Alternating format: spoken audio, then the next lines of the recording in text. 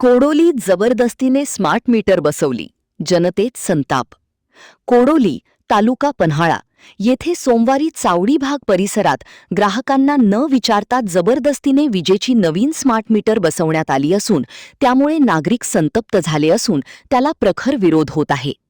वीज ग्राहकांच्या संमतीशिवाय स्मार्ट बसवायचे नाहीत असा कायदेशीर नियम असतानाही सोमवारी दुपारी घरी कोणीही कर्ता पुरुष माणूस नसल्याचे हेरून कोडोली एमएसईबी कार्यालयाकडून काही कर्मचारी आले व कोणालाही न विचारता मीटर बदलून गेले.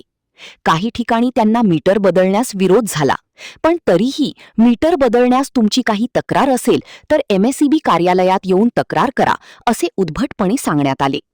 ग्रामसभेत स्मार्ट मीटर बसवण्यास कडाडून विरोध झाला असून तसा ठरावही झालेला आहे.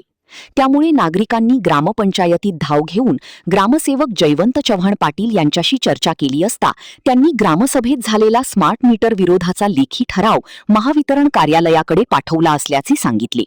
तरीही मीटर बदलण्याचे काम चालू असल्याने जनतेतून तीव्र संताप व्यक्त होत आहे.